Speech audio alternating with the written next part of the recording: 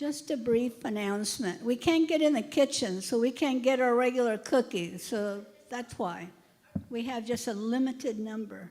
I guess you had those in the trunk? Okay, well, you're in luck then. At least you went to Costco and got a few things.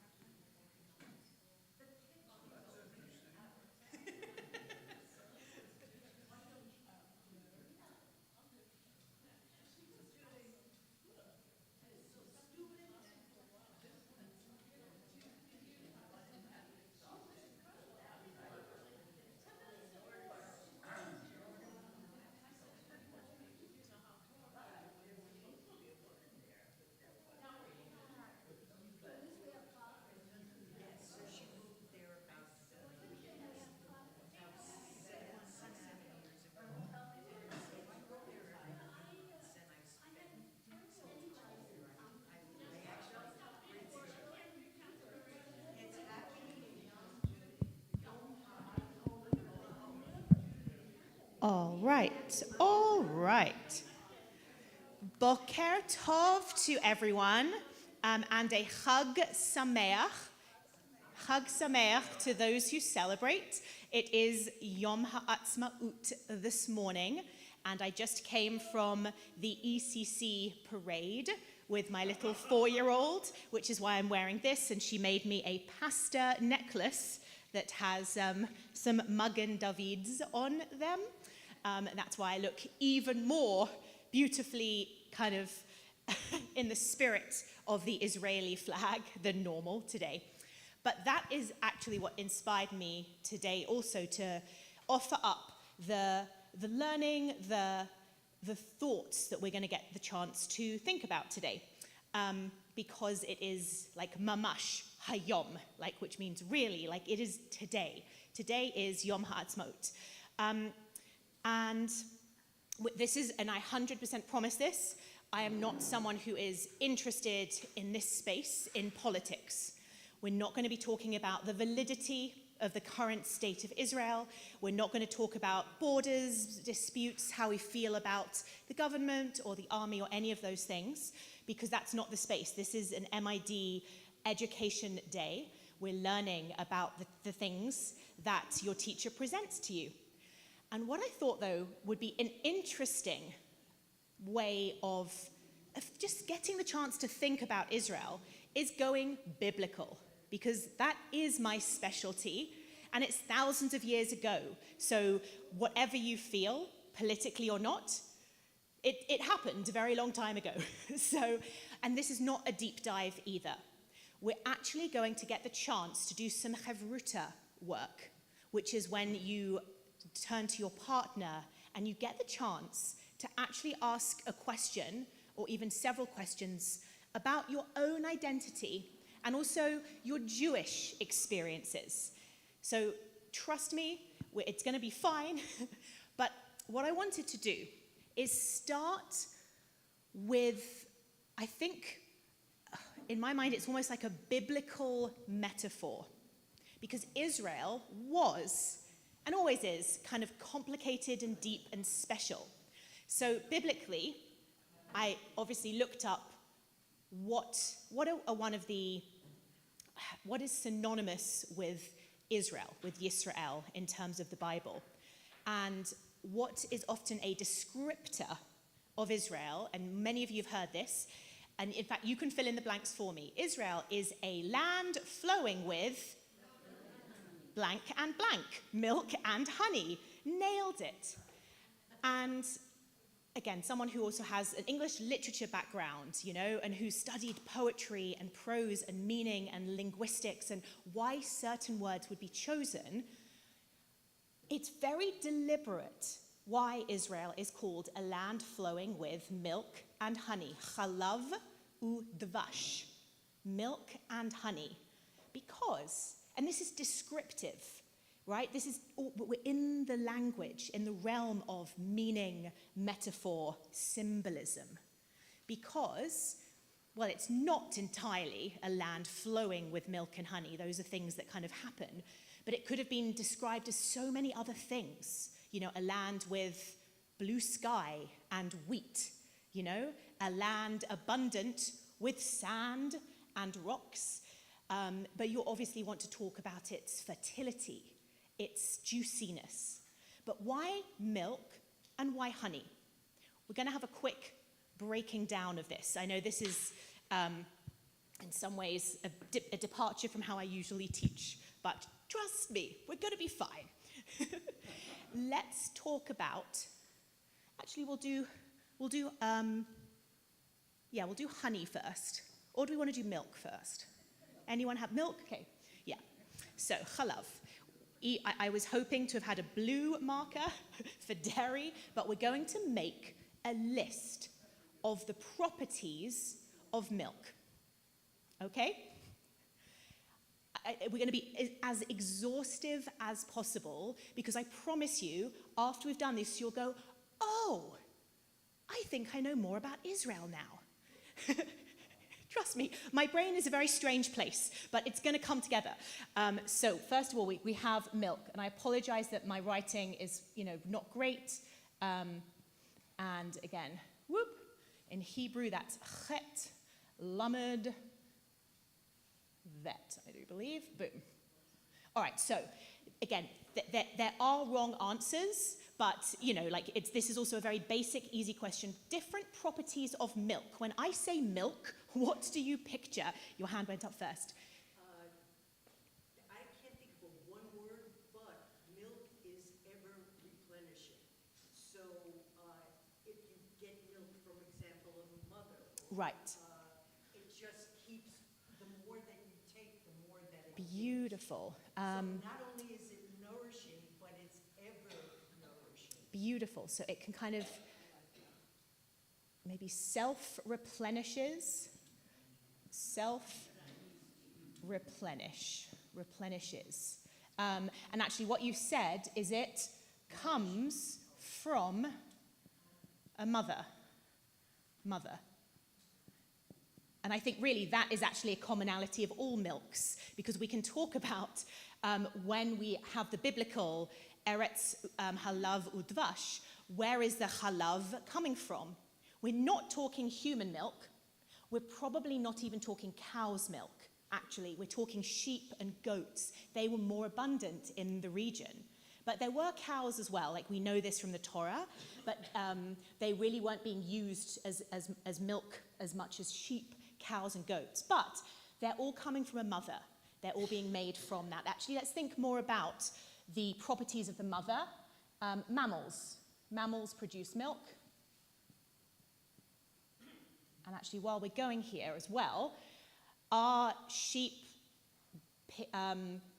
lambs, goats, and cows, how are they classified in the Jewish system? Beautiful. They're kosher. What the problem is that I'm going to use darker for the honey, but I'll read this back to you. And again, this is a brainstorm as well, or we can always take a picture of it as well. But yeah, I'm sorry, it's not a very good reflection. They're kosher, and they are grass-fed. And actually, interestingly, they're in the category of meat, right? So they are actually classified themselves as meat. So if you were to eat your calf, your cow, your sheep, that is your meat meal. Let's think more about milk. Get incredibly basic. Water. It's watery. Like milk is primarily water. Liquid. Beautiful, beautiful, beautiful. Water. Liquid. What's the coloring? Again, if you're describing to milk to an alien who has never seen milk before, you would definitely probably use the word white, or possibly even like at least pale. You know, some are slightly off-white, a little bit more creamy. Then I wouldn't say it's necessarily opaque, like if it kind of, the cream in the milk could get clotted and opaque, but if you kind of just poured it out, I would actually say it's a little bit see-through, really, if it's kind of, if you just milk a cow without getting too much of it, especially the early parts of it. But either way, we've got white, pale, calcium. Yeah, let's talk about the properties of milk. It is, again, we've got water, but it is also a great source of calcium, protein, and healthy fat, right? Full fat milk. So we've got calcium, great for bones and strength, protein, and fat. Okay, and again, I think our very first comment, Susie, was nourishing, right? Milk is nourishing. Did I always write that? Is it a luxury item or a staple item? Staple, right? At least again, if you are in a place where you can get good access to food. But milk, would you say milk is child-friendly? It's essential. Infants are meant to drink nothing but milk until they're about 6 months of age. Milk is life. If we want to get like deep and symbolic or metaphorical. It's life for infants, Yes. but children, but adults don't actually need milk. They don't need milk, but they're meant to still get some healthy fats, protein, and calcium is vital forever. Milk is still a good source. And by the way, I'm not with any food manufacturing company. I'm not here to say, stop being vegan, you must have milk. I'm just saying that, especially in the ancient world, I think adults probably did drink some milk, but absolutely much less. You know, it wasn't all you should have. No, milk isn't vegan. Milk is dairy. It's an animal product. But everyone used to have animal products. And of course, what is one of the best things you can make with milk? Cheese. Just a moment in gratitude for cheese. We love cheese. But anyway, it's a staple. It is life-giving. It is essential for people. If you think about how, you know, even if an infant doesn't have access to human milk, they will be given formula or milk from other animals. And other animals, it's essential for any animal to live. If you took milk out of the world, you would never get the next population. It's incredible. It's vital. It's a life force. And it can help you throughout your whole life as well. As you said, an adult is then meant to have a variety of foods. But milk, I think it's still there, especially with dairy products. Is there anything else that we're missing? We've got light, we've talked about the properties. Oh, does milk have a smell or a taste? When it goes bad, right? I think it probably does have a bit of a smell. It can be a bit creamy, a bit unpleasant. And you would probably smell, you know, ancients would be very familiar with a bad milk smell. We all are, because it has got an incredibly short shelf life, right? Without refrigeration, milk spoils. Milk spoils very fast. Right, yeah, there's definitely the lactase in it is sweet, but it's also, especially if left for a while, it can be a little bit sour, a little bit salty as well. Sweet, sour, pleasant, and again, it can kind of has a smell, depending on where it comes from and how long it's been left out. Any other properties of milk? We've done a beautiful deep dive. Please. Wow, it is free. Right, it is free. What a beautiful. It's free because if you own, I mean, I guess you have to own a cow, but when women give birth to their babies, they start producing milk. So it doesn't, it's, you know, it comes from the source as a, again, that was our self-replenishes, abundant. Maybe we could talk about it in, you know how there are objects that are incredibly rare. Most of us don't have diamonds, and we certainly don't have diamonds in our backyards. But all of us, especially if we ever became pregnant and lactated ourselves, or own animals, you know, who then give birth to new animals, that we all have access. So I think we'll say easy access. Easy as, yeah.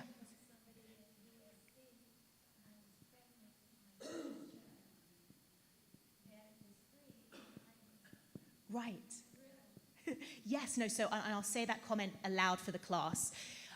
For mothers, we are told if you breastfeed your baby, that is the cheaper, free option, as opposed to buying, you know, scientifically balanced formula or having to borrow or pay for a wet nurse. So, right, you don't have to work. It is easy. It is, I think, and again, the word is like abundant, ever replenishing. Like, you know, we're all getting it because we're thinking about what does it actually mean to say that Israel is a land flowing with milk and honey. We'll talk about honey in a second. But I know it's silly, but I really want to milk this metaphor. So I was waiting all day to say that. Is there anything else that we want to squeeze out of this brainstorm? Please. So it can be the basis for other things, like buttermilk. Right. So it's an ingredient, and it's the top, maybe, I'm not even sure how to say this, but it's top of the food chain in some ways, and many products derived. I will read these lists out to us again, you know, and this is why we have so many items, if you're keeping kosher, are considered dairy. Because in your cakes, in your breads, in your pies, even in pastas, you know, cream, butter, or even just milk itself and cheese are part of it. So it's like such a staple, right? It's essential. So I think I think these, do I have the word? Yes, I've got the word essential under here. So I think we've teased out a lot of the elements of milk. And any final shots for milk before we go to honey? Please. I see lots of children. Loss of children. Right, that you want the ability to have lots of children. If you don't have milk, you're not going to have children. Right, so it creates life, that lots of children and descendants, right? The kind of, the metaphor of a teat that people kind of suckle from. You know, milk is going to produce more children, and it's also healthy children. You know, it's about growth as well. Healthy children, growth. Boop. A future, right. If all the milk dried up, and if humans weren't able to produce milk, and if people weren't able to produce milk, we would all be suffering. And by the way, I'm also not advocating breastfeeding or against breastfeeding. Like I said, this is not political. We're just looking at things as they are and teasing out meanings. So we're never in the business of shaming any individual mother who had a choice or physical reality in her ability and ways that she may have raised children. And this is past, present, and even future. I just want to kind of put that to the side. Like I said, I'm not with any lobby that's promoting dairy or anything like that. I think we've done a really good deep dive into what chalav, what milk could represent for us. Are we ready to do honey? Guess what? Almost everything could basically be the opposite, right? What color is honey? Yellow, brown, gold, amber. Yes, I want to talk about the fact that when we say honey, in biblical times, bees were not domesticated. So it would be very rare, although plausible, that the kind of honey that was available to your average Israelite wasn't bee honey. It was actually date paste, and actually even more likely, I looked this up in the Talmud yesterday, fig honey. Fig trees actually were quite abundant in the region, and fig paste, fig honey, is just as common. So when we say Eretz, halav udvash, land flowing with milk and honey, we're actually saying goats and dates / figs. So again, let's think about the color of fig paste or date paste. I would say brown, maybe again like amber. And by the way, there would still be some bee honey around, etc. Oh, you know what? You're right. The whole point of this was to have, just for difference, la la la la la. See, Torah just is so different. So we have like brown, or at least dark. We had a few different, possible iterations of it. Texture. Would you describe date honey as a liquid? You could pour it, but especially if you'd get the Costco bee honey, it doesn't pour very well. It's not, I wouldn't say it's liquid, it's also not quite solid. It moves, it's kind of magical if you think about it. But it is, gooey. Let's go gooey. Like mucusy. I would definitely say it's kind of thick. Solidy, right? It's not water, It's not easy. If you think about just how easy you can spill milk and pour milk and how purely liquid it is. This is thick. It's sticky. Ooh, let's get sticky. Viscous, great word. We could write a poem together, class. Viscous. Beautiful. This is a huge thing. And my next question was going to be, what is the shelf life of honey?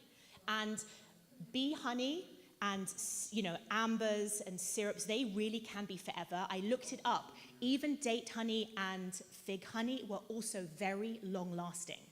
So, very long shelf life. So we could use the word preservative, or at least it preserves, or even the word eternal. It's not quite eternal, but how we've found mosquitoes preserved in amber, Sweet. Again, if we look in our next category of like taste, ridiculously sweet, right? And again, we can break down, nutritious-wise as well. All honeys are sweet. 0 fat, 0 protein, 0 calcium. It's sugar, or it's fructose, right? It's and again, we can put it here, sugar or fructose, right? Comes from plants. Beautiful. Let's look at its source. We talked about milk comes from a warm living mammal that is kosher, and here it is all plant derived. Here's the fun thing, is that even bees who are making honey, they're using pollen, they're using flowers for it. But bees, and this is, by the way, interesting, bees, trees, that are growing dates, are sky animals. And by the way, you know how to make a fig? A wasp has to die to make a fig? Okay, I'm going to spoil your life. I looked this up, it was a few years ago now, and I can't eat figs because of it. But apparently there is a certain type of wasp that pollinates the fig tree, and it actually gets inside the fig, and the fig gestates and digests the fig and produces the fig. So technically a fig is an animal product made from wasps, by wasps, with wasps, for wasps. You can look it up online. I'm so sorry. I hate education. Education ruins everything, okay? Wasps, but this was the thing. I actually got there because I was so angry at why do wasps exist? We forgive bees because they make honey, but wasps are just horrible, they sting, and they have this purpose. And there are certain types of wasps that produce certain types of fruits. So we need to talk about that because the wasp or the bee are non-kosher. They're non-kosher. They're also flyers, right? Which are therefore, I would say, I'm just saying sky animals or insects, right? But the realm they inhabit is the heavens. Again, we're trying to be poetic here. The Torah speaks in the language of poetry. Do you see what I'm doing by having these contrasts? Mammals, beasts of burden, even humans are land animals. And here we have sky animals or products that grow in the sky, high on trees. Dates and figs are both trees that grow high. So I want to talk about trees just in here, and the blessing on trees is borei pri ha'etz, like their fruit. But again, the animal itself, non-kosher, that's made, and not that we're eating. I mean, we are kind of eating the wasp, but we're not eating the bee when we have honey. But the idea that it comes from a non-kosher insect. Let's get the word insect up there, because it's just so icky, isn't it? Like not cuddly, not cute, whereas a cow and a lamb, cute. Any other, I might be missing some comments. Locusts, there are certain types of locusts that were classified as kosher during famine, because what would happen is there could be an infestation of locusts that would eat the grains, and then in your Jewish community, they would be starving. So literally, this is talked about in the Talmud, rabbis said that locusts could be kosher if you don't have any other food source because they've eaten your food. But no, insects are not kosher, they are treif. We can use the word treif. Although, what is the status of honey in terms of, is it a dairy product? Parv. I heard parv. It's parv. It's not an animal product.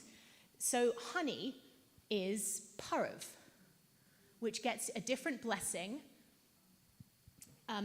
Dairy is shehakol nihiyeh bidvaruch, and honey, I believe, could actually be a borei pri ha'etz moment if you're talking about something that's purely date or fig, although if it's a bit processed, you could also go to shehakol nihiyeh bidvaruch.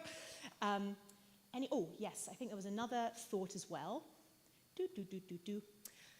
Is honey an essential, staple ingredient?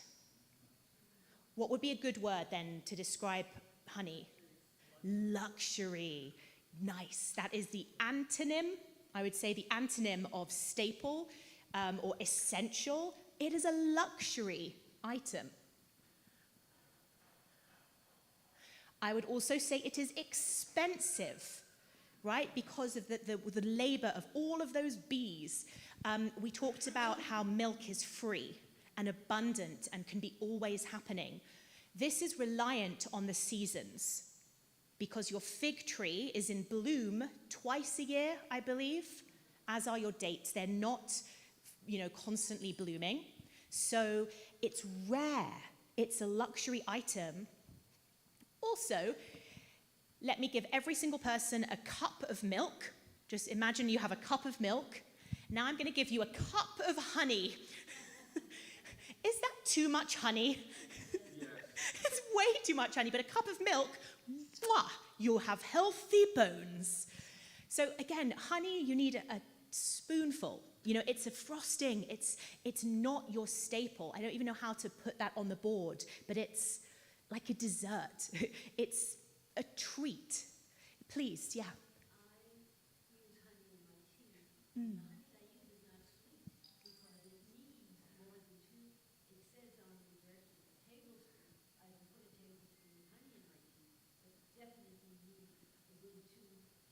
Sure.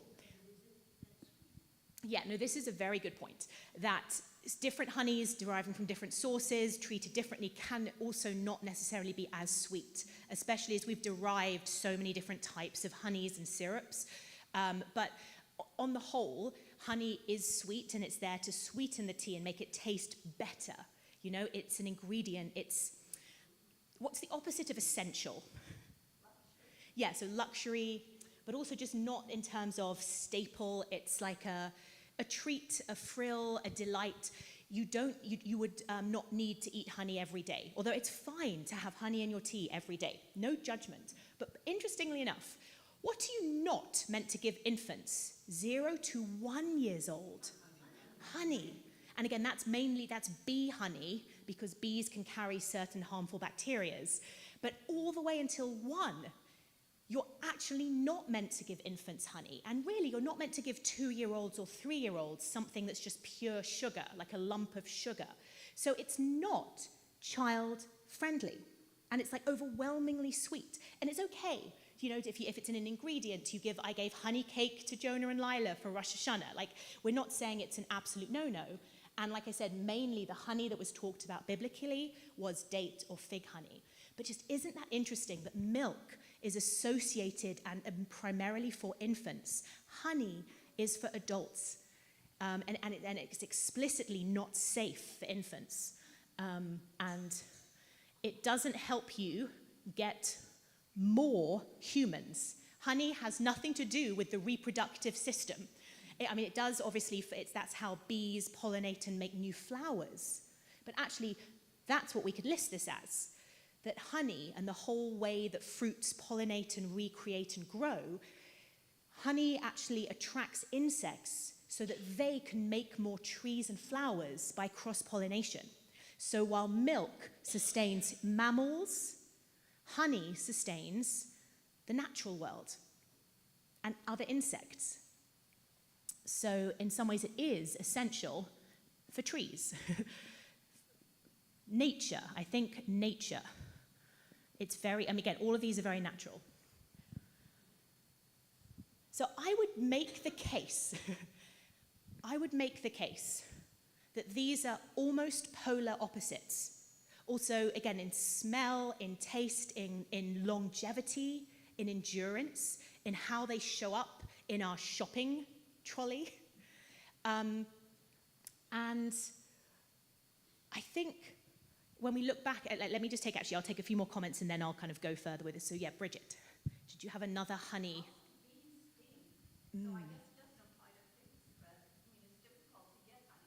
Right. No, but also, again, the wasp that helps make the fig also stings. So 100%, this could be hostile if we kind of just, again, want to tease out metaphors.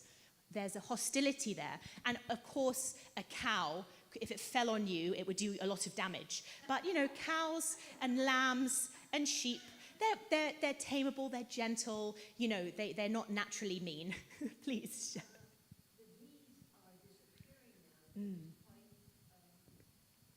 Yeah, making honey even more expensive. The bees are in danger. Yeah.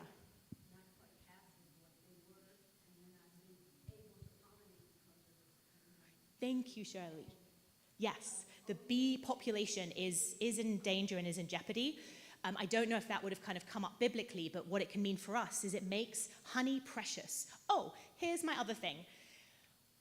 When we want to use a term of endearment, which of these substances do we go to? Hello, milky milk. Sometimes, yeah, you can be silly with dairy products, but it's an insult. That joke was really cheesy. No use crying over spilt milk. Milk kind of sits in a more negative place in terms of the phrases and the colloquialisms. Sweetheart, honey bunny. you know? It's, again, emotionally, they're kind of coming from opposite ends of our spectrum. I did want to mention that the first thing that I said about the milk, where it self-replenishes, it's like a Yeah. cycle. The more you have, the more you eat. That's the way that honey is like milk. Yes. Because it creates. It's the still a of cycle. life. Yes. Beautiful. So both of these systems ultimately are life-sustaining, and I would argue they sustain different elements of life. Milk keeps humans and animals going, like our land masses, whereas honey and the system of pollination and trees, that keeps nature enduring. And again, also, if you look at like the sky, you know, it's heaven versus earth. It is nutritious, like 100%. If you had a bunch of honey, you would get energy. It's also a different feeling. So if you eat sugar, a different part of your brain is activated, and you can even get high. You can have a sugar high. If you were to ingest your cup of honey that I just gave you, you would feel something. You'd feel sick, but you'd also be like, woo! Whereas with milk, you wouldn't. You would feel full, I think, or that could put you to sleep as well. Right, exactly. Please, Melinda. Beautiful. Yeah, honey is good. We're not saying that honey is bad. Honey can be medicinal, and it's found out that if you have a sore throat, if you take a spoonful or two of honey, it's better than a cough drop. It actually has like special anesthetic qualities. Exactly. Beautiful. Susie. Talking about medicine, when I went through cancer treatment, my hemoglobin was very low, and then somebody recommended honey from Israel. And every time I took it, my blood kept went up. Ooh. So I had to continue taking the honey. That special Medicinal. honey, the bees, I'm serious. Yeah. It's Mel something. You can Google it. They have the special flowers, Yes. which is supporting healthy 100%. Honey is incredibly medicinal. Yes, thank you for that so much. That's true. You know, all of our medicine, they just are basically a different mixture of different types of plants and substances anyway. So, you know, even potent drugs like opioids comes from poppy seeds. You know, they come from nature. And 100%, there's so much to different herbs and different natural substances that actually produce healing. But let's look at this again as the metaphor. You know, Eretz, Halav, Udvash. We've spent such a long time really now sitting in this, marinating in this, exploring this, because we never really think about it. But that moniker appears, I think, like 5 or 6 times in the Torah and in the later prophets, that Israel is a land flowing with milk and honey. And we could really say that, you know, the Jewish people, Israelites, you know, the Israelis, are a people who have these qualities that are opposite.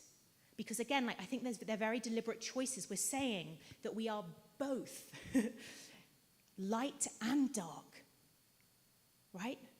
That people and that life is both fleeting and goes bad and has a short shelf life and everything is so temporary, but also there's a kind of eternality to it.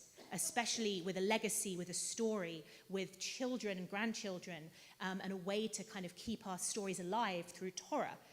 You know, we preserve, you know, we're this ancient people, but of course, many of us have had very short lives as we've been persecuted and killed.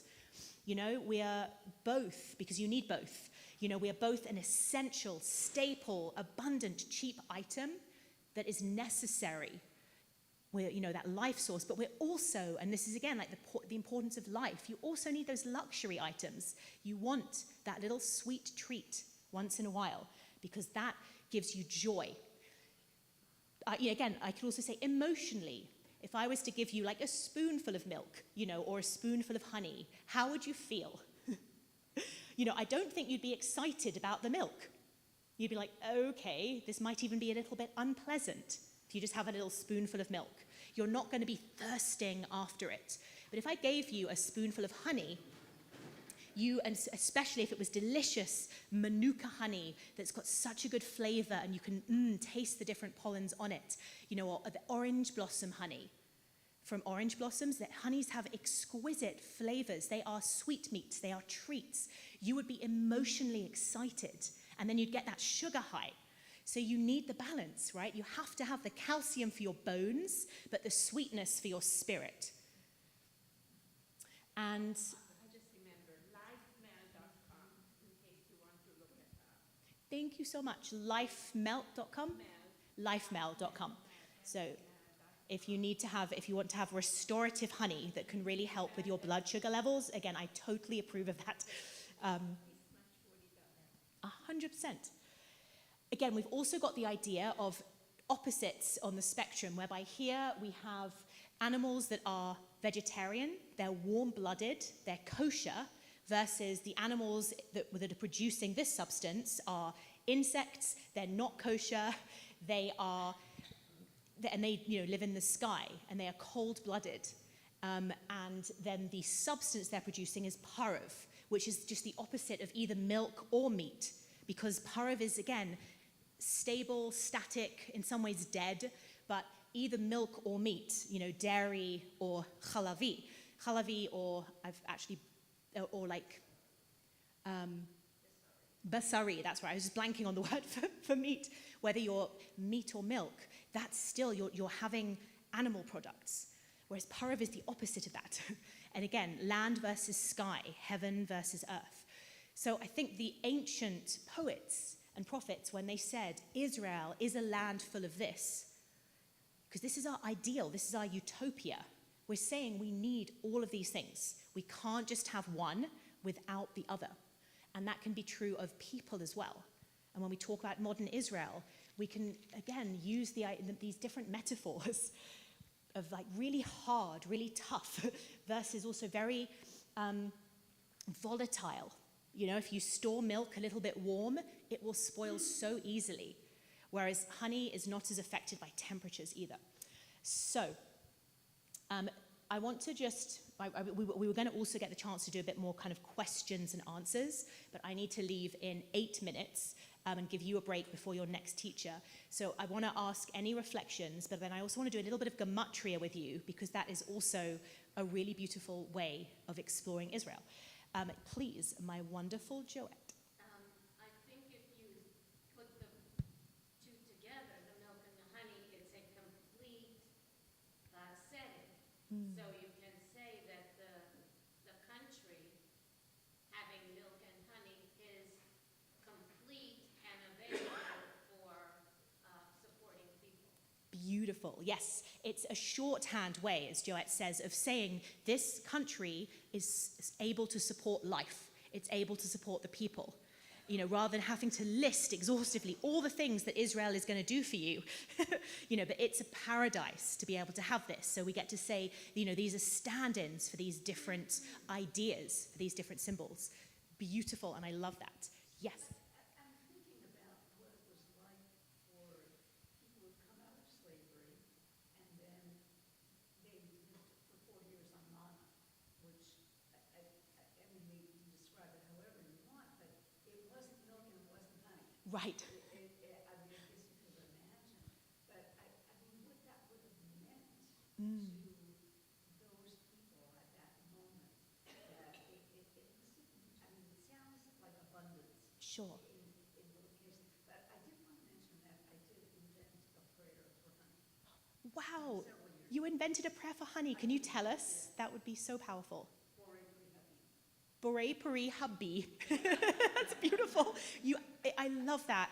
Seriously, the Jewish sages would encourage that. There's a modern site called Ritual Well, where individuals write blessings for more modern day situations, because there's no such thing as too many blessings. And to appreciate the specifics, or even like dove is bee, or like devora, you could say like Borei Puri Hadov kind of thing.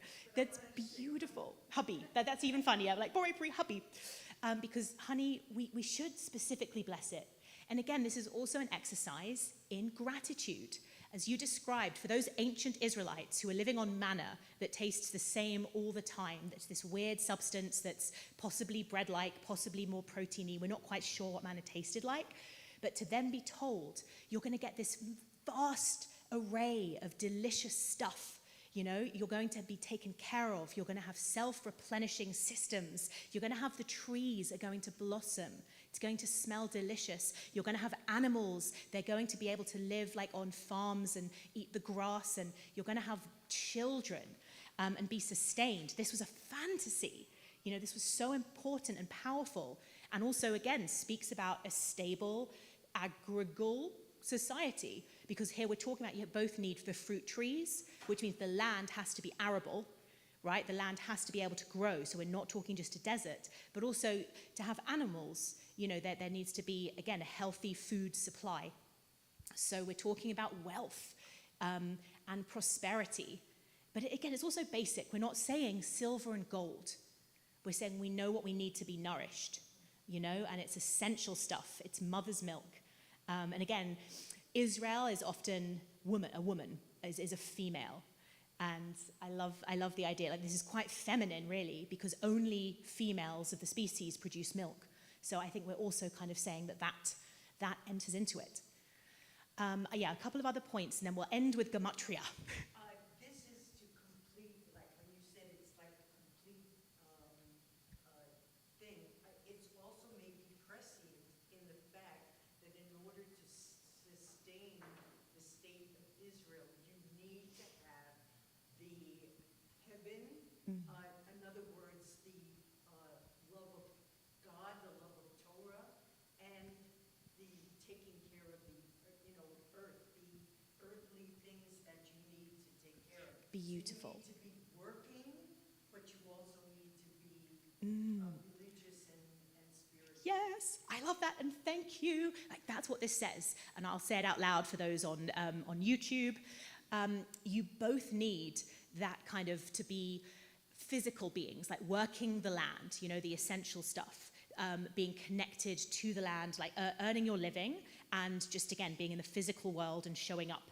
But you also need spirit, you know, and in some ways this stuff, you know, preserving long life, you know, this outlasts you. Honey outlasts a human.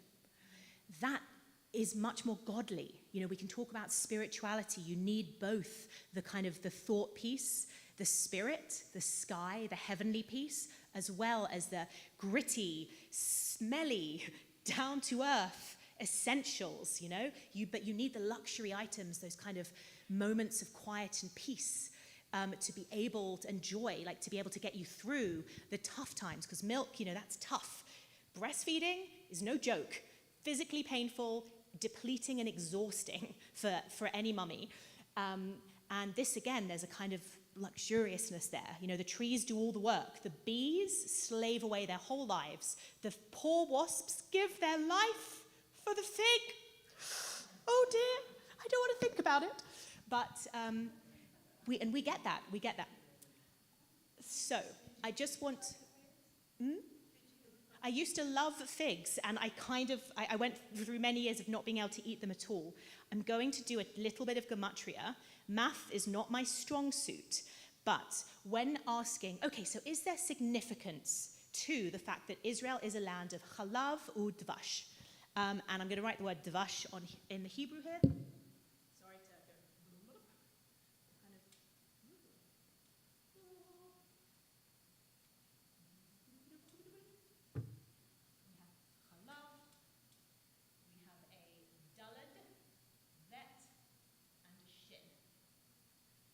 Chalav is 40.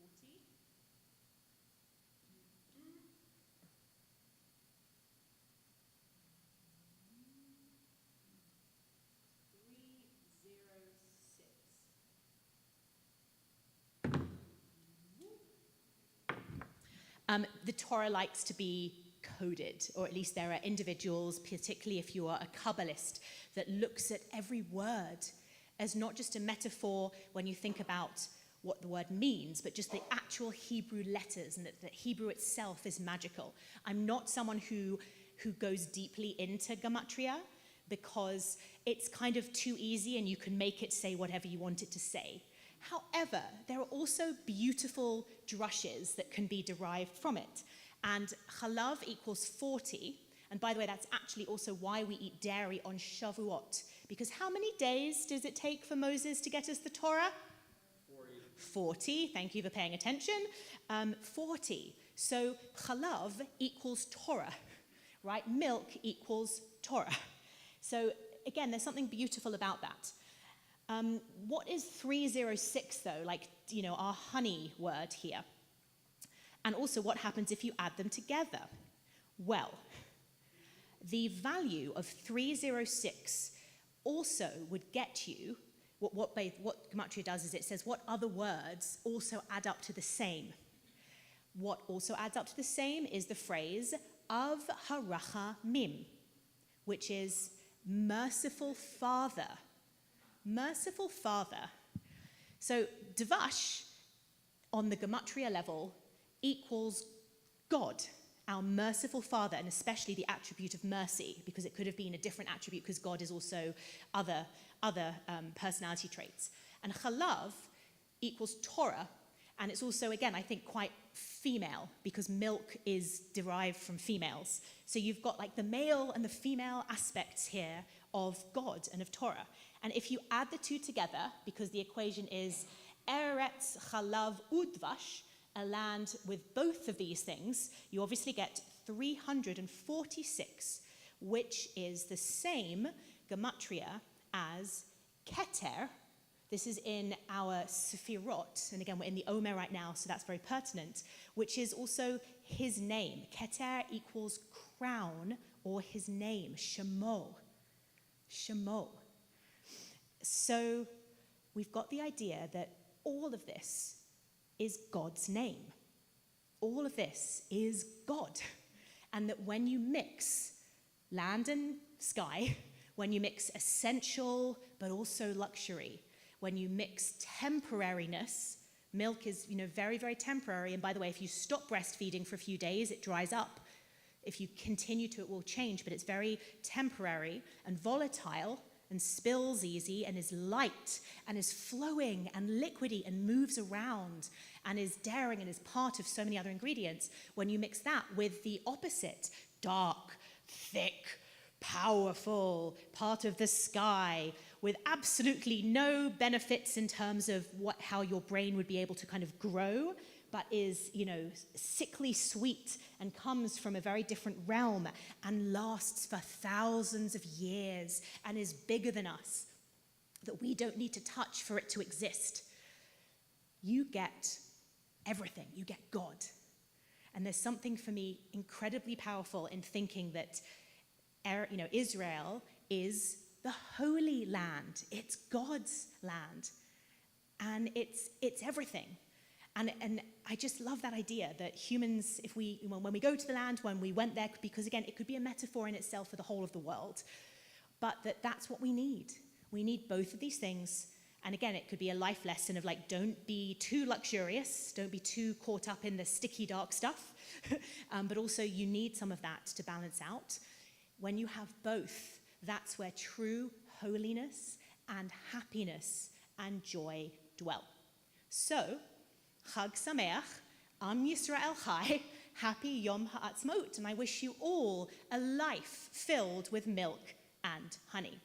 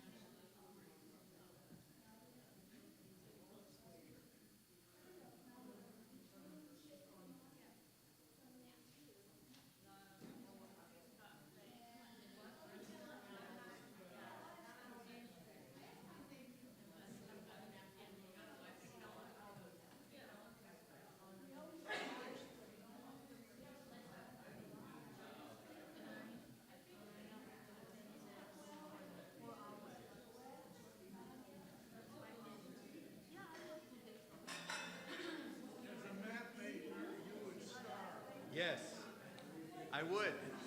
Absolutely starve.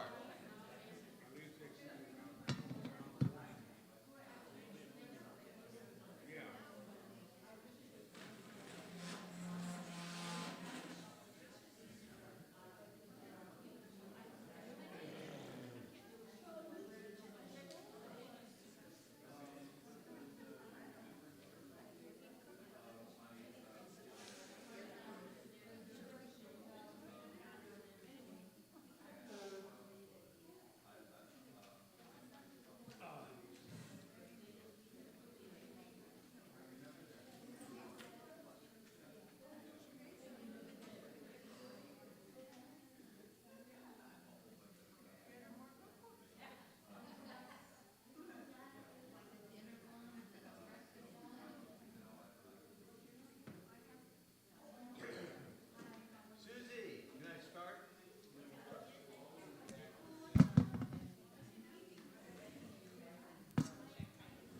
Hello, everyone. And away we go. Okay, we have a lot to do, so we've got to get started. So find a seat.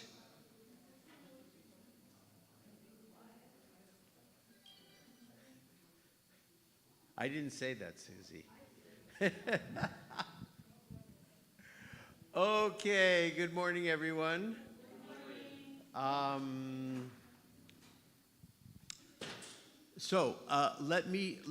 Before we get into Bulgaria, and I chose Bulgaria today because Bulgaria was in the news this week. Right? What happened in Bulgaria this week? The new election. Right. A guy who used to be the prime minister years ago. Right. He made a comeback. Right. So Bulgaria moved much more towards Russia this week. They had an election, and the two people who were running, on one side there was the candidate who was very much aligned with the EU and who wanted more liberal policies and who wanted to follow the EU policies much more. And then the other candidate who was very much more aligned with Russia and Putin. Well, he won. So Bulgaria now has moved much more into the Russian camp, unlike Hungary, which moved out of the Russian camp and moved closer into the EU camp. So there was in my opinion only, there was a win and a loss. Okay. Yeah, but Hungary's more important. Hungary's more important, that's for sure. That's for sure. Yes, for sure. Yes.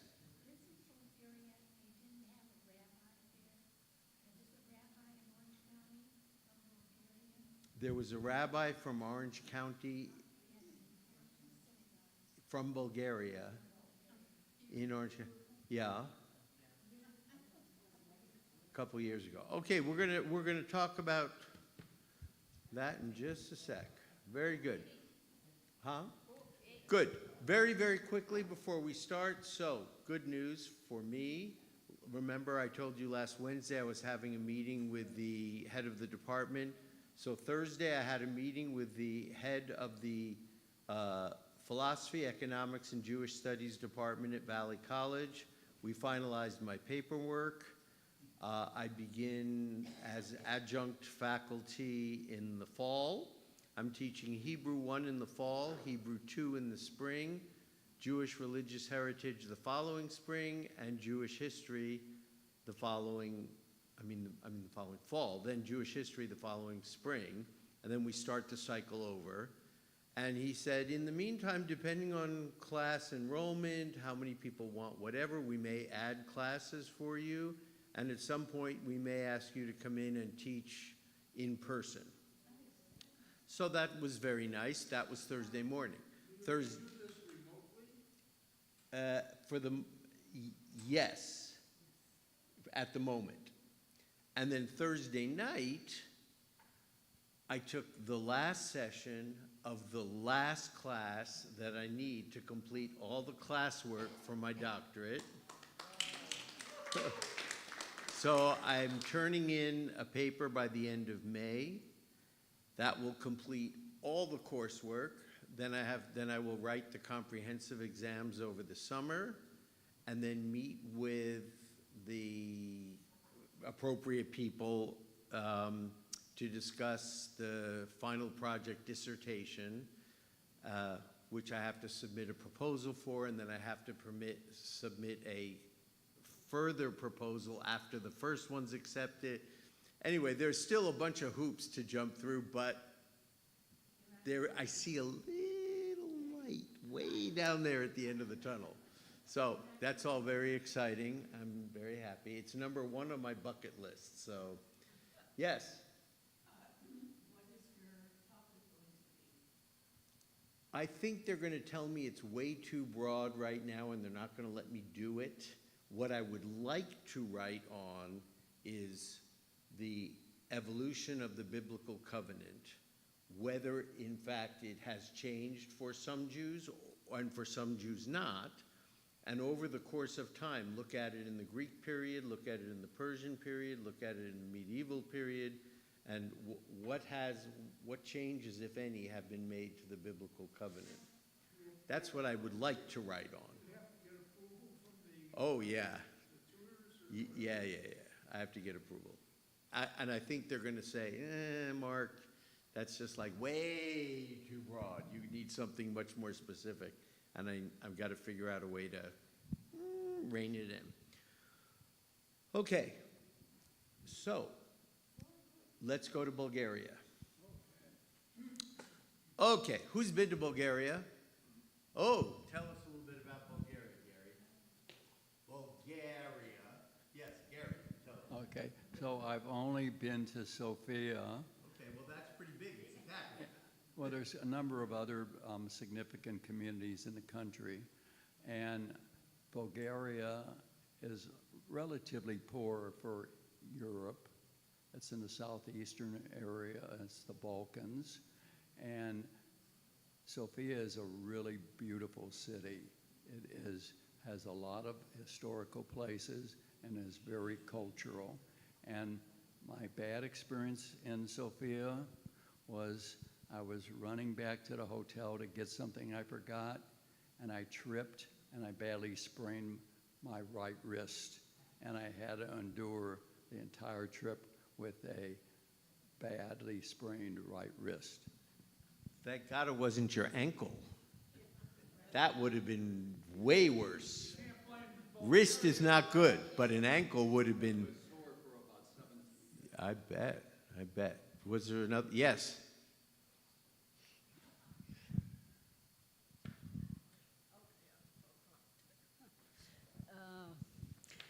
Bulgaria used to be a part of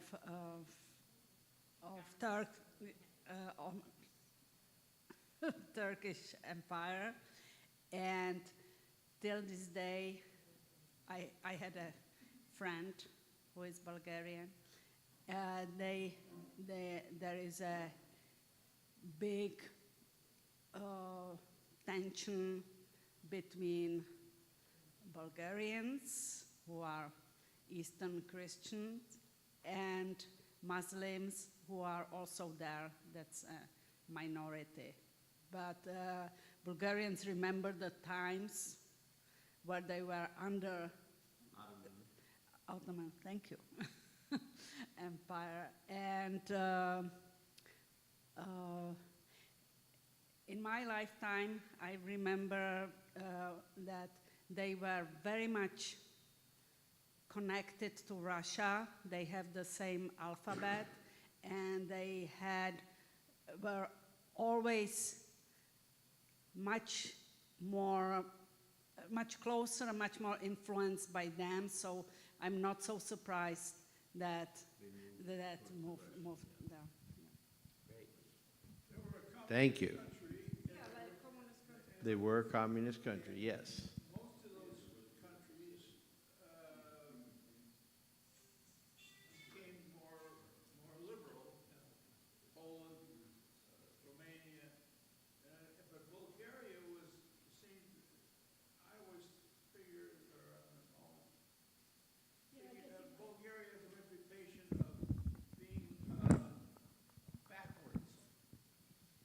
recently, that has been my impression when I was there, but you're right about Sofia, but still, most of Bulgaria is out in left field somewhere. It's backward, I think. It's not as developed. You know, I'm Yeah. just, The language is close to Russian too, so they write the Okay. serial letters. Didn't they have royalty? Yes, and we're going to talk about that. Okay. I have a So- question. Yes. Sorry, I talked too loud here.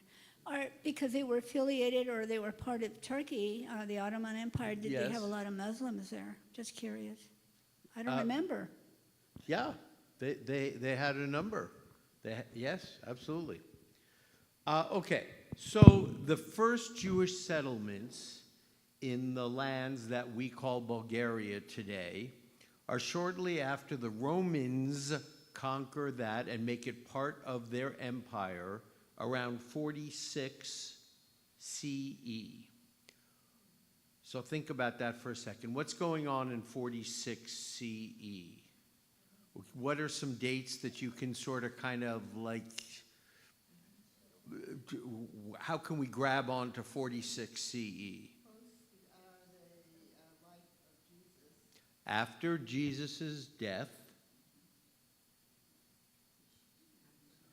before whose death? Paul's death. And before what tragic event for us? The destruction of the Second Temple, right?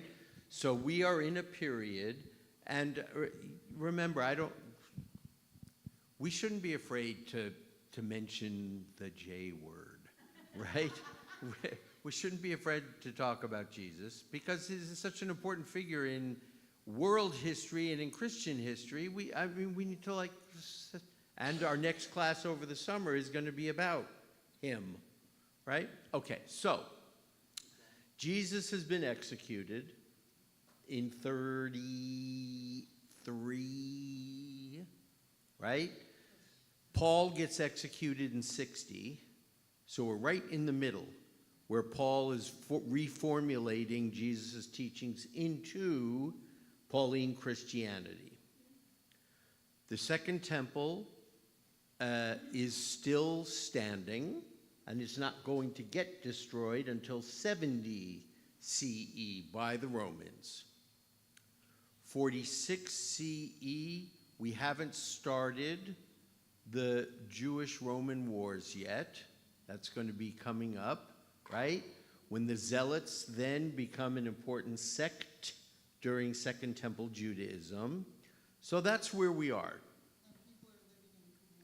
And people are living in Qumran? Absolutely they are. The Essenes probably are living in Qumran. The Essenes are out in the Judean desert. Remember, how does the Essenes are one of the four major sects, S-E-C-T-S, that are ways of expressing being Jewish during the Second Temple period, right? Sadducees, Pharisees, Essenes, and Zealots. The Essenes have already moved out into the Judean desert, and they are effectively finished when what happens? The Romans march through the Judean desert during the Jewish-Roman wars that Josephus will tell us all about. Okay, so the Essenes are there, good. All right, so that's our sort of hold onto, okay, where are we on the timeline? There is some archaeological evidence of second century synagogues in the area that we call Bulgaria. Second century meaning what? 100s, good. 100 to 200 is the second century. And they are in various cities, including Plovdiv, I think, is how we would probably pronounce that. And we know about these synagogues because there are the remains of mosaics and various inscriptions, including a 2nd century Latin inscription with a menorah that indicated that it was a synagogue and that they had a synagogue leader. Then came a decree by Emperor Theodosius I in 379 CE. So let's think about that. Theodosius is really important. Okay, 379 CE. What's going on? Good, right after Constantine. Who was Constantine? Good answer. Emperor of Rome. What was he very famous for? He converted himself to Christianity. Nope. That's why Theodosius is really important. So Constantine converts to Christianity. His successor, Theodosius I, does what, Lana? Makes Christianity the official religion of the Roman Empire at the time. That's why Theodosius is really important. During Theodosius's reign, yes? Yes, absolutely. Constantinople, sure, absolutely. Yes, part of the Roman Empire at that time, absolutely. And it's going to split in just a minute. So during Theodosius's reign, Theodosius, we have the First Council of Nicaea, which adopts the Nicene Creed.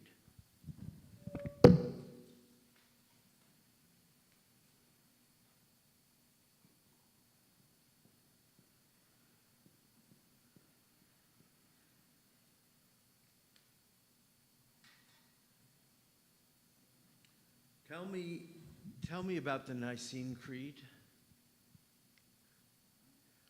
Good. We need to know this, folks. This is a very, very, very important thing for educated adults. The Nicene Creed is basically the belief position of Nicene Christianity, which is almost the vast majority of Christians today. In other words, the Nicene Creed, and I'm going to read it for you right now, outlines what do Christians believe. Here is the Nicene Creed. I believe in one God, the Father Almighty, maker of heaven and earth and all things visible and invisible. I believe in one Lord, Jesus Christ, the only begotten Son of God, born of the Father before all ages, God from light, light from light, true God and true God, begotten, not made, substantial with the Father. Through him all things were made. And it goes on and on and on. It is a statement of belief by Christians. This is what we believe about God, about Jesus. Why is that important? Creeds in general. I looked this up and I was a little surprised because the question that I put was, what other religions have creeds? And they put, oh, well, there's Judaism, there's blah, blah, blah, blah, blah. And for us, they said the Shema is a creed. I don't think so. I don't think so. Because all the Shema says is that we believe there's one God. For us, Jews. It says nothing about what we believe about that God. And as we have talked about a number of times in this class, Jewish theology is incredibly complicated. When I ask you, what do Jews believe about God? we're going to be here for the next 3 sessions about what do Jews believe about God. Because the answer is it depends on which group of Jews you ask, at what point in history, and where are they living. Because we have many, many ideas about what we believe about God. God is omniscient? Well, maybe. God is omnipotent? Well, maybe. God is all benevolent? Maybe. It depends. There's a lot of answers to these questions. We don't have a statement that says God is this, this, and this. Except for the 13 attributes of God, but we don't take that as, but you are absolutely correct. Maimonides has a statement, Maimonides does. That doesn't say Judaism does, and all Jews adhere to that statement. I have one here. One You of have the- your own mic? I have my own mic, okay. We're going to have a battle? No. You want Okay. one? Go for it. No, I just, yeah, okay, they can see me, okay. Okay. Okay, I am competing with you then, okay? Okay. No, I think one of the purposes of the Nicene Creed is to stamp out heresy, because there were a lot of interpretations of what Christianity was at that time. And so they wanted to establish this creed in order to stamp that out, to have only one belief rather than a lot out there. Okay, no fair, you're reading my mind. Yes, That's exactly where we're going. So, in 379 CE, Theodosius I issues a decree against heresy, against heresy by various Christian groups. And against Jews a little bit as well. The decree said Jews were not allowed to engage in polygamy. When does that get solved for Jews? Good. What happens? There is a takana, right, that says Jews can only have one wife. Right. Okay. So Theodosius issues a decree against Christian heretics. What is, in terms of Judaism, who was one of the most infamous, we'll say that, Christian heretics? Spinoza was Jewish, was regarded as a heretic by Jews, right, during the Middle Ages. Early Christianity. Copernicus?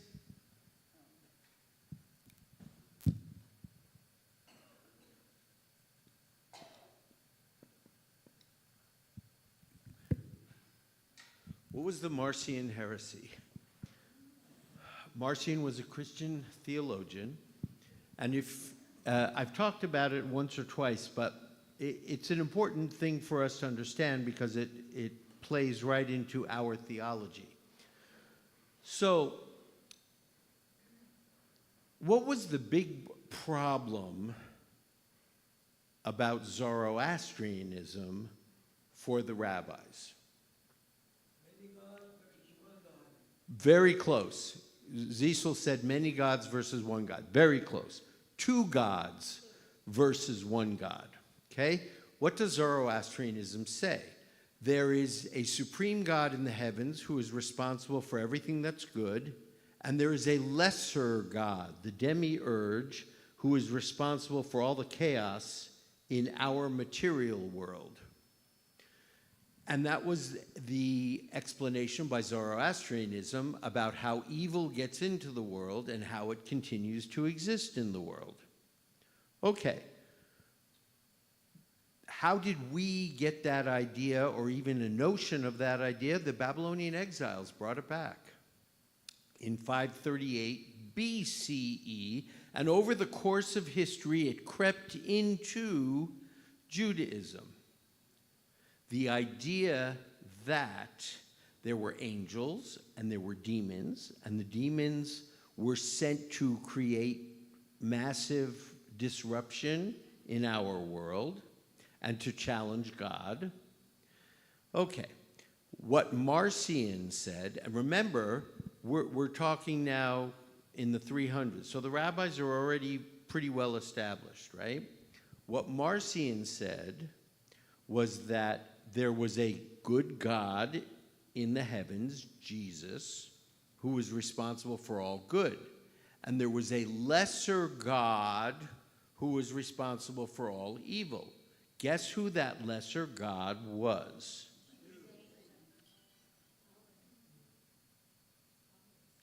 The Jewish God of the, as they call it, the Old Testament.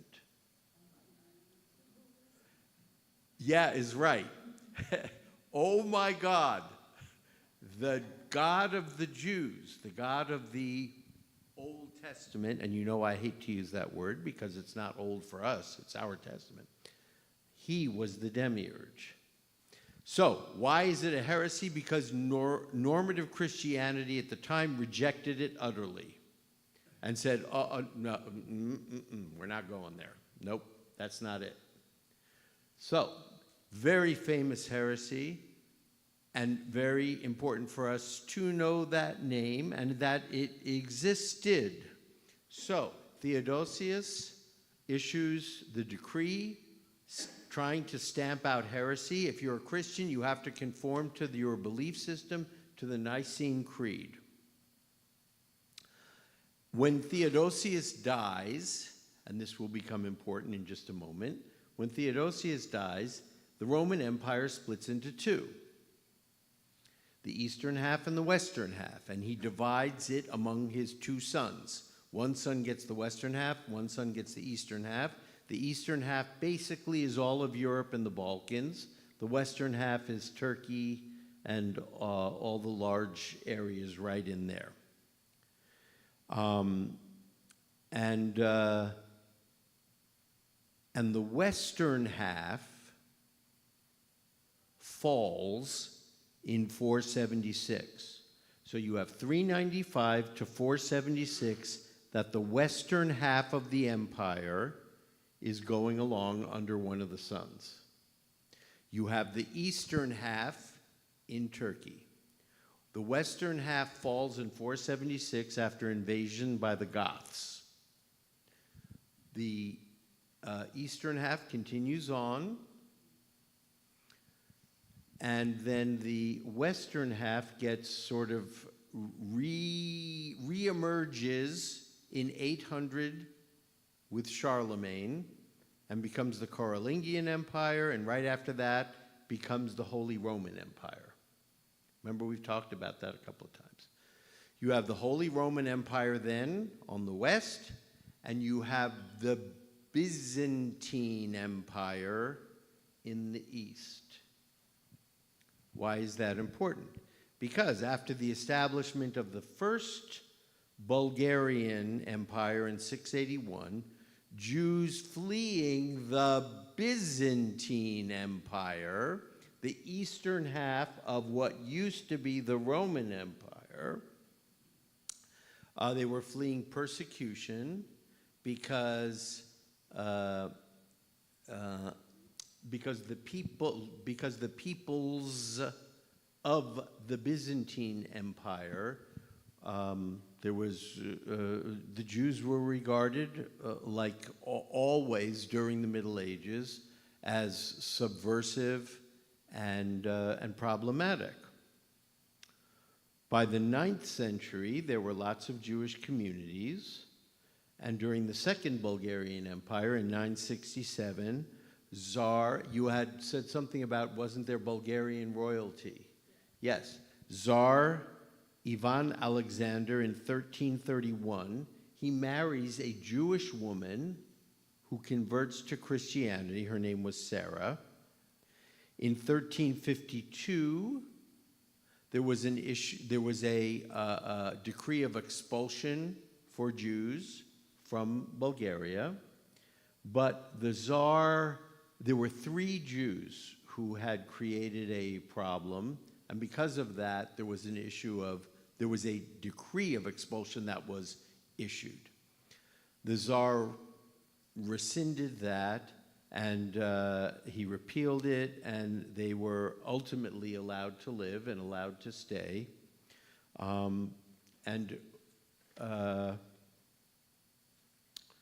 So then we come up to the year 1300. What happens in 1300? The Ottomans invade and take over the eastern part of the empire. So from now on, when I ask you, right, what's going on in 1500?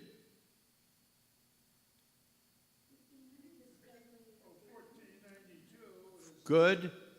Expulsion from Spain, Renaissance, printing press, and the Kabbalah, the explosion of the Kabbalah, okay? If I say 1000, what are we talking about? Rashi. If I tell you 1100, what are we talking about? Crusades, and who else? My,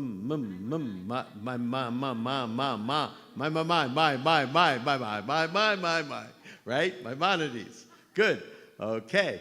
1500, we just talked about that. So now we add 1300 in between. What's going on in 1300? The Ottomans invade. That's huge for Judaism, right? It's going to become even huger as Jews move out into the various territories, right? Because then we're going to be living under Christianity in Europe, and we will be living under Islam in the Ottoman Empire, which is the primary feature of medieval Judaism, that Jews are existing under 2 different majority religions, and they are treated differently by both of those majority religions. Where did Jews have it easier? Under Islam. Yes, they did. Why? Say that again. Very good. They were called dhimmis. They were protected peoples. Remember that Muhammad had decided that Jews were okay. Why? Because we had a written tradition already, an established written tradition, and God was very clearly one God. And Muhammad said, okay, that's pretty good, that's pretty good. Muhammad went to the Jewish communities and said, you know what, you guys are good, but I have a little bit different interpretation of things. I met with the Archangel Gabriel in the cave, and he told me that your stories are, they're okay, but really this is the real way it happened, and our stories changed under Muhammad to identify more with Muslim thought. And the Jewish community said, no, that's not the story, no. That's not how it happened, no, no. Abraham did not sacrifice Ishmael. No. And then Muhammad got really mad. And he went against Judaism. And then all kinds of problems existed. But in the beginning, Muhammad was very tolerant, and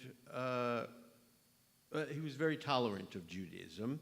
And so we were dhimmis, basically second-class citizens. We were protected people. Protected from what? We were protected from Islam going around the ancient world saying, convert or die. We didn't have to convert or die because we already had an established written tradition. So Muhammad said, okay, fine, you can You're not as good as we are, but we'll let you live. As long as we lived under their restrictions, yes. Christianity was much more problematic. Living under Christianity was much more problematic for us. Zisel.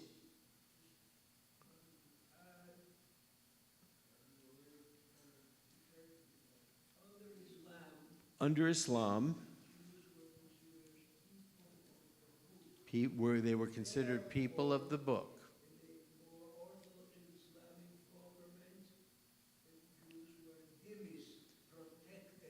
Yes. Yes, we were people of the book, so we were protected. Okay, so under Ottoman rule, Bulgaria becomes home to a large number of Sephardic Jews, especially after the expulsion from Spain and Portugal. Many Jews flee, they go to the east, and they go down to North Africa, right? To get away from the, what? From the Inquisition. Very good. The Inquisition brought into Spain by Ferdinand and Isabella. Very good. Ferdinand and Isabella get married. Why? Good. To unite the two kingdoms of Aragon and Castile. Good. You guys are listening. It's great. Yes. To unite the kingdoms of Aragon and Castile. Right? And who had been in charge of, who had been the ruling power in Spain up until them? The Moors. Spain was Muslim. Very good. And what do we call the process by which the Moors were defeated and Christianity was reintroduced? The Reconquista. Oh my God, you guys have gotten so smart. I'm really proud of you. I'm really proud of you. The Reconquista comes in? Yes, absolutely. And Ferdinand and Isabella are married. The largest two kingdoms, Aragon and Castile, are united. And then Spain is under Christian rule. Oh, Zisel. Spain at the time was still under the Moors, but the Christian forces were pushing them and pushing. And with the union of Aragon and Castile, there was a more powerful army fighting the Moors. Yes, essentially the Reconquista ends in 1492 with the marriage of Ferdinand and Isabella. Okay, very good. So now we have Sephardic Jews. Ferdinand and Isabella bring in the Inquisition to Spain. Why?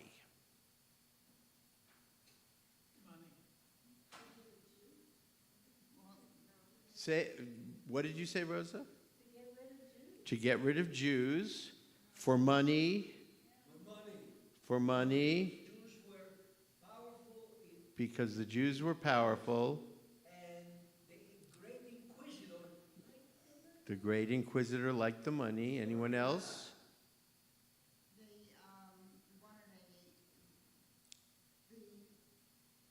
The converts were practicing, still practicing Judaism, and they wanted that to stop. So they expelled the Jews who were Judaizing. The converts were still, Jewish converts to Christianity were still practicing Judaism in secret. And they wanted to expel the Jews who are still Jewish. They want them not to influence the converts, and you have to be believe in justice. And you have to believe, okay. This is all partially true. The Inquisition was brought into Spain. It didn't go after Jews. Jews were heretics already. Jews were already a problem. What did the Inquisition go into Spain for? It went after to root out Christian heretics who were not practicing Christianity the way the Pope wanted Christianity practiced. It went after Christians who were not Christian enough. Now, caught up in that for sure were Jews who had converted to Christianity and about whom Ferdinand and Isabella and the government were not really comfortable. As Lana said, did you really convert? Really? Or did you just convert to save your life? Are you still Jewish? Are you practicing Christianity? Will you eat the pork that's hanging in the butcher shop? Will you do your work on Saturdays? Are you really Christian? And this was a very big thing. So the Inquisition went after Christianity. I wanted to ask about the Nicene Creed. Yes. And the Pope's Christianity. Were they The same, yes. Okay. And could I just ask like a weird question? Weird question. Yes, I like weird questions. The Nicene Creed said that there's God and then Jesus is Lord. So I always understood that there was a Holy Trinity. Yes. And that there wasn't really a distinction, like God was kind of split off. But here, there's a distinction with Lord. Okay, so let's take a little a detour for 1 second here. Trinity. We've all heard that word, and we all associate it with Catholicism and Christianity. Trinity. Okay, what is Trinity? Father, Son, Holy Spirit, right? And so how do people think about God in a tripartite way? Three. So I asked one of my pastor friends that once a long time ago, because I didn't understand it either. And he said the best way to understand it is that essence can be shown in three forms, God's essence. So for instance, if I asked you, how do we understand H2O, the essence of water? Well, we could understand it in solid form, like ice. We could understand it in liquid form, like water. Or we could understand it in gaseous form, like water vapor. All three of those, the essence of all three of those is H2O. So they're all the same, but they exist in different states. And so I was like, oh, I get it. Okay. So the way that Christians understand the Trinity is that God is able to exist in three different states. God as God, God as the Father, God as Son in Jesus, and God as Holy Spirit. I'm not an expert on Christianity by any means, but that much I can tell you for sure. So Christians can accept God in those various states. Now we have that as well in some ways, not Trinity, not Christian ideas or anything. But remember that Ruach HaKodesh is what? Holy Spirit. Ruach, wind or spirit, HaKodesh, holy, right? And so what does Genesis tell us?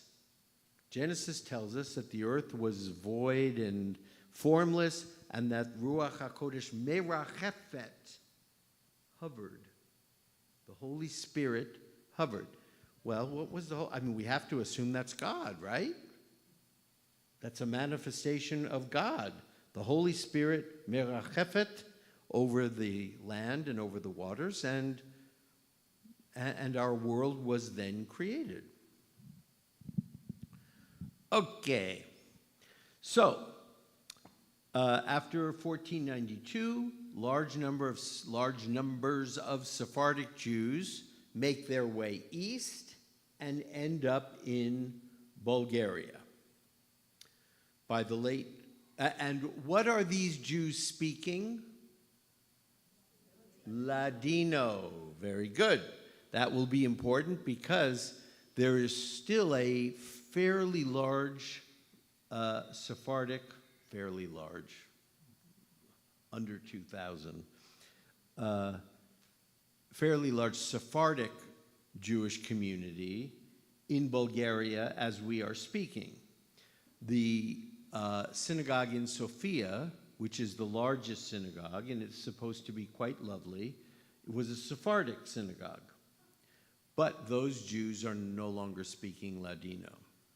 The latest information I had said Ladino had gone away, which is unfortunate. Ladino is very much a dying language. Yiddish, not so much, because, I mean, there are a number of Orthodox communities that still speak Yiddish, so. Yes, Zisel. Yeah. Zisel said Ladino is essentially 15th century Spanish. There's a lot of Spanish in Ladino, for sure. Bulgarian. Yeah. You have friends in Seattle who are all Sephardic. And one recently said to you that Ladino was a dying language. I speak Yiddish.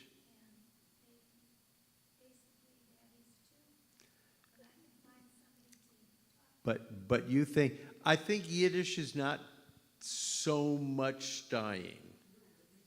And I think it has experienced a little bit of a revival as well. There are a number of Orthodox communities, especially Hasidic communities, that speak Yiddish. Yes, Lana. My grandchildren speak it. Your grandchildren speak it In New York. in New York. And the schools teach it in New York. It's wonderful. Beautiful. Okay, so by the late 14th century, the 1300s, Sofia had 4 synagogues. One was a Byzantine, one was Ashkenazi, one was Italian, and one was for native, so Jews who had been there for a long time. And throughout the 16th to the 18th centuries, 1500, 1600, 1700, Sofia's Jewish community did really well, and they flourished. They had some very notable rabbis. I have a number of names here, but the one you might recognize is Joseph Albo, because we have a number of commentaries by Albo that we can read, and he commented on a number of things. And the community also interacted with some smaller type movements, including Sabbatean Messianic thought. Okay, let's spend a second on Sabbatean Messianic thought. Who were the Sabbateans? Good. The Sabbateans are Jews who followed Shabbatai Tzvi. Who was Shabbatai Tzvi? Very good. So we will say he was a false Messiah. He was born in Greece in 1626, and he lived to 1676. And he basically proclaimed that the texts indicated that a Messiah would arrive during his lifetime, and he proclaimed himself to be the Messiah. What happened to him? Oops. Tell me what happened. He went in and had some kind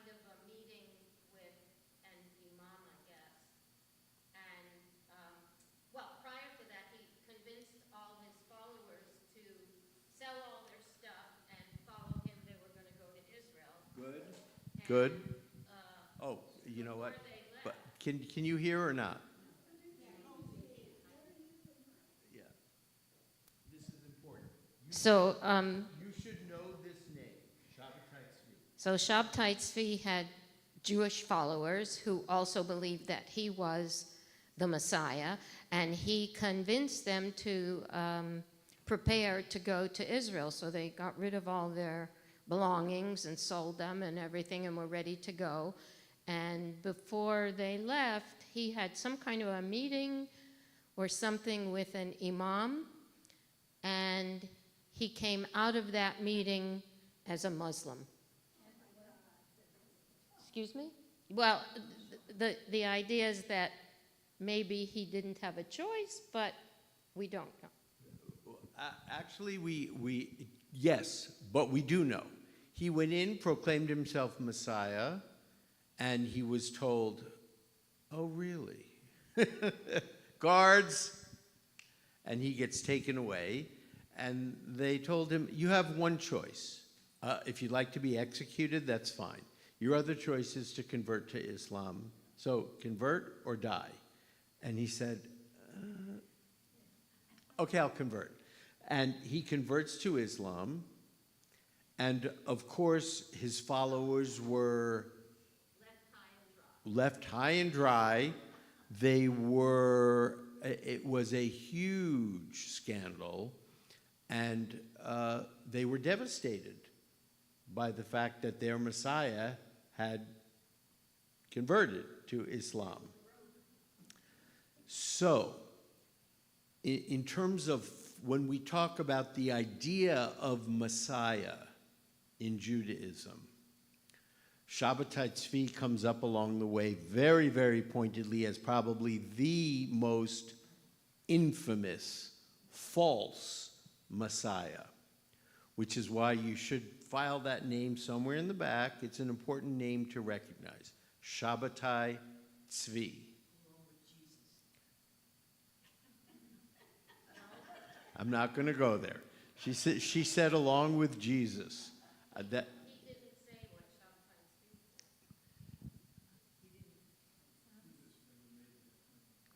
Shabtai Tzvi. Well, the comment was Jesus never made that claim. He did. He did. In his later years, he absolutely did. That he was Messiah. He did. When we do our next class, I'll bring in the... He purposely entered that dung gate because that was the prophecy. When we do our next class, I'll bring in some texts for you. It is problematic, and he does say in a couple of places. Yeah, he does. Is that in what they call the New Testament? Yes, absolutely. In John? I don't remember. So, we have 4 synagogues in Sofia. Throughout the 16th and the 18th centuries, the community flourishes, it's doing well. We had a number of important rabbis, and the community also, as I just said, interacted with Messianic Judaism at the time. So we're talking about the 16th to the 18th centuries. Why? Why is Messianic Judaism popular? 16th to the 18th centuries, 1500, 1600, 1700. Say again? Didn't it mix both? It does now. If you are a Messianic Jew now, you believe in Jesus as the Messiah. But you claim Judaism as your primary religion. As I told you, I have a very good friend. He's a rabbi of a Messianic congregation on the East Coast. Super nice guy, very smart. He just finished his doctorate at Spertus. He's a little ahead of me, but he also doesn't have he's also not doing all the things I'm doing, so he has more time. Anyway, he's very smart, he's very good, he's very kind, he's a great rabbi, and he and I will never agree on Jesus' place in history, ever. But he considers himself a Jewish rabbi, and they celebrate Jewish holidays and kind of Christmas, but not really. I asked him last time, and he said, nah, not really. He sides much more on the Jewish side.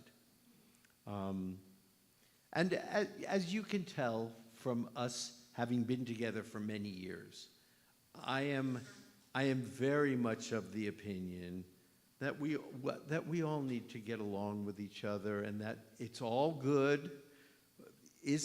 Mainstream Islam, good. Mainstream Christianity, good. Mainstream Judaism, good. We have the extremists on our side, the settlers, right? And the West Bank, very problematic, very problematic.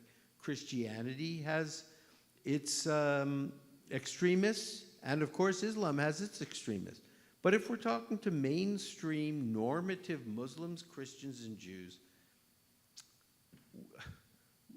we should all be able to just celebrate each other and get along and care for each other and be kind to each other and live with each other very peacefully. A lot of it's been politicized. Lana. Question, modern Messianic Judaism, is it just that he's the Messiah and not God, or is he God?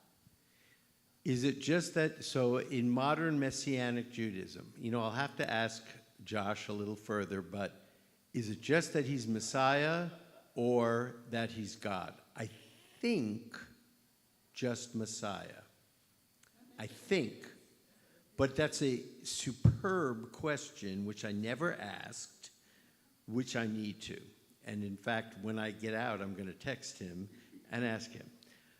Well, the prophecies, the Messiah is not God. Correct. Correct. Very quickly, but I've got 1 minute before we end. What is Messiah in our tradition? The anointed one. Who was anointed in the ancient world? A king or a high priest? Those are the two people who are anointed in the ancient world. Mashiach, the one who is anointed. Okay? And so who was Mashiach? Who was the Messiah for us for all of our early history? A Davidic king. A king who would come to restore David's dynasty. A human king who would come to restore King David's dynasty and reestablish David's kingdom. When does that change?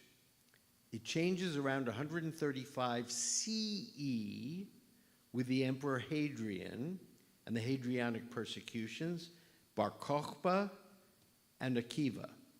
Bar Kokhba leads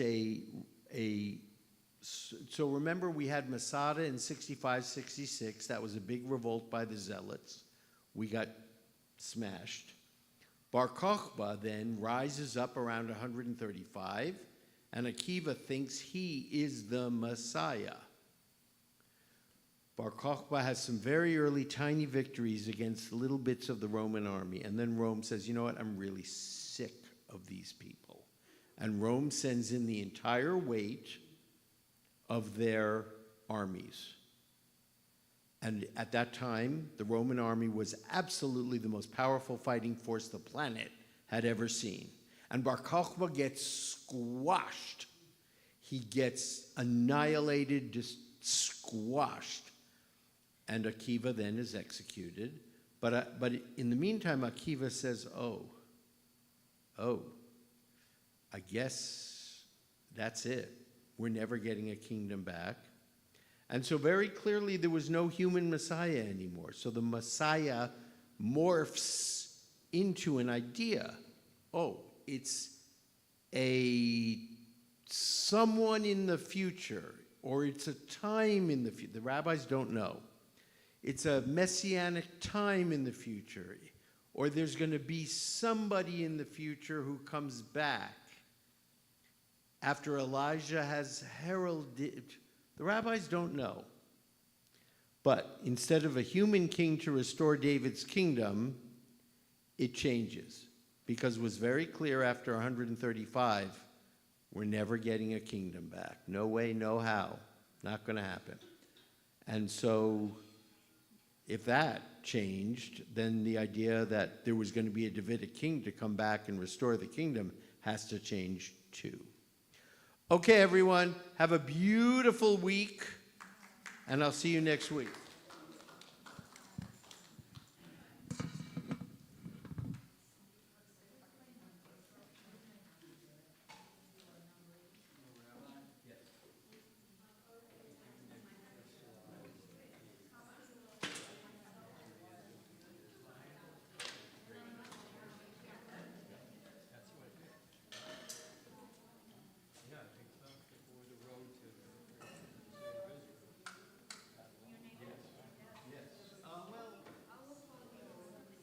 We had 1929 Jerusalem riots. But yes, the road to, yes, absolutely.